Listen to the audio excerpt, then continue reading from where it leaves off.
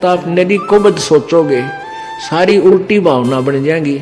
आज ये दास आपको अच्छा लगता है, फिर आपको दुश्मन दिखाई देगा, क्योंकि काल प्रवेश कर जाएगा। इस जब आपका नाम खंड हो जाएगा, ये पहली पहचान होगी, आपकी रुचि नहीं बनेगी इस दास में।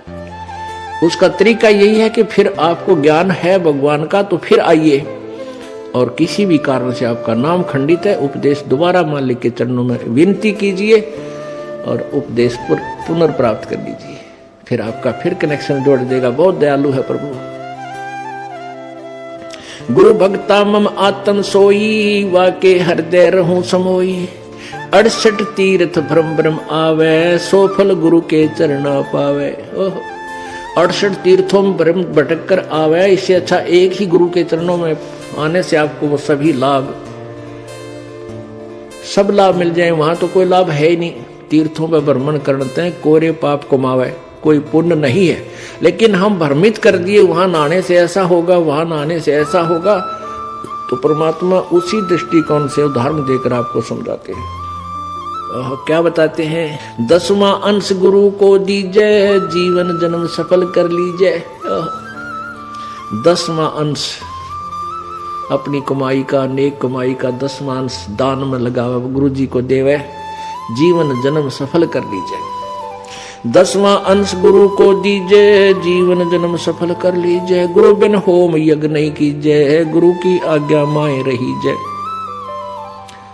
गुरु जी के बिना कोई भी आपका धार्मिक अनुष्ठान आपने नहीं करना है, और गुरु जी की आज्ञा में ही चलना है। अब कितनी गहरी वाणी बोली है प्रभु ने। गुरु सुरतुरु सुरधेनु समाना, पावे चरणन मुक्ति परवाना।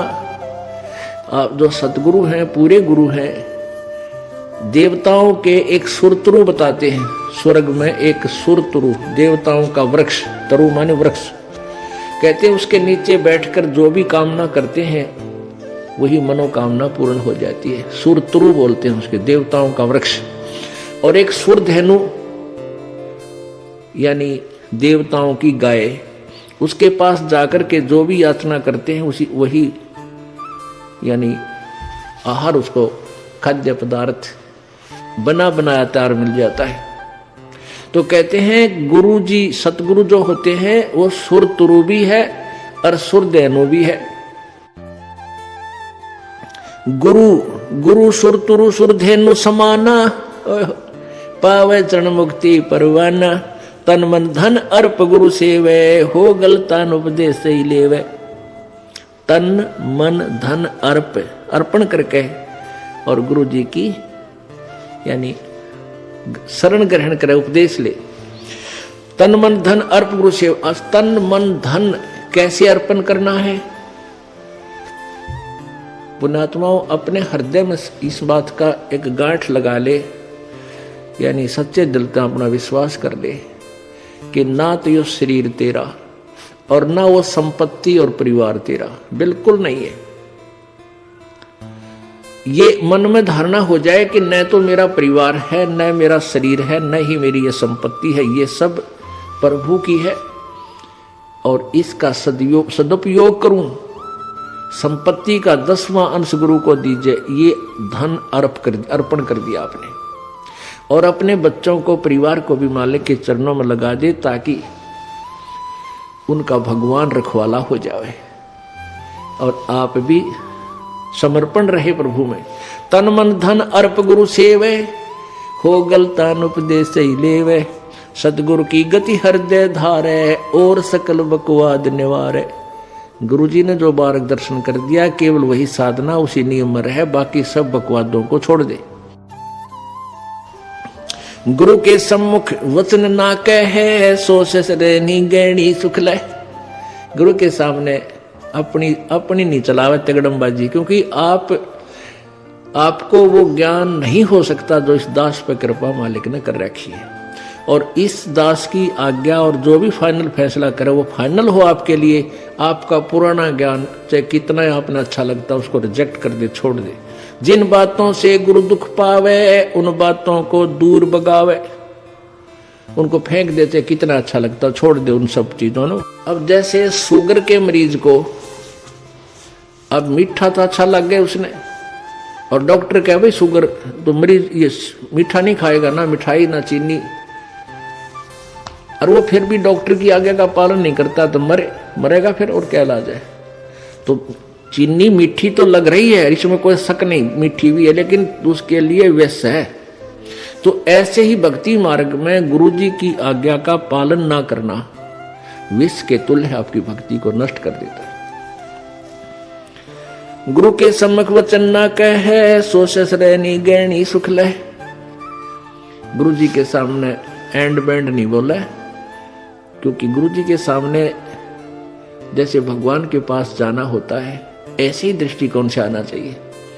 अपनी फरियाद करे, जो भी आदेश हो सिरोधार्य करे और चल पड़े, चाहे मन कुछ भी सोचता रहे, क्योंकि परमात्मा अंतर्यामी है, आपके सब दुखों से परिचित है, और वो आपके जितनी श्रद्धा आपकी होगी उतना ही निवारण आपको साथ साथ रिजल्ट देते रहेंगे। तो आपने समर्पण और श्रद्धा बढ़ानी है, उसके बढ़ाने के लिए आपको यहाँ बुलाया जाता है, भक्ति कराई जाती है, दान पुण्य करवाया जाता है, सेवा करवाई जाती है, ताकि आपकी श्रद्धा जितनी बढ़ेगी उतना ही प्रभु आपके संकटों का निवारण समांतर करता रहेगा। अब जैसे आप यहाँ आए और आते ही आपको ठीक कर दिया, आप नाओ भूल गए भी यहाँ, क्योंकि हमने देखे झाड़े लवानी, झाड़े लवाए लाया, हो गया, आराम हो गया, बस ये क्या वहां जाना नहीं भूल कर फिर।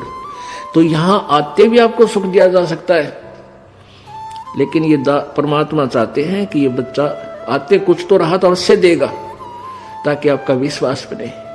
और आप पर आज कलयुग में आगे हो इतने पाप है, गिनती नहीं। एक सुख थोड़ा बहुत मालिक अपनी तरफ से अवश्य देता आपको, फिर 100 संकट और हैं भी तो आपके ऊपर बैलेंस, वो भी निवारण करवाने हैं। तो फिर आपको बुलाया जाता है कि आप महीने में एक बार अवश्य आइए। आपको बुलाने का क्या तात्पर्य है कि यहां आने से आपको बहुत पुण्य मिलता है, आपको बहुत भक्ति लाभ होता है। आप बच्चे हो, आपको मालूम नहीं, ये दास डॉक्टर है, जो भी आपको कैसे कैसे आपके अंदर शक्ति प्रवेश करवानी है, प्रभु की पुण्य कैसे प्रवेश करवाने हैं, फिर ये ज्ञान आपके हृदय में पहुंचाना है। और जिस दिन आपकी श्रद्धा पूरी हो जाएगी, आप सपने में भी दुखी नहीं होगे, ये सत्कर मान लेना। क्योंकि पाप जब बढ़ जाते हैं, जन्म में भी दुखी, सोए फिर भी दुखी, क्यों सपने भी बुंडे बुंडे आवे।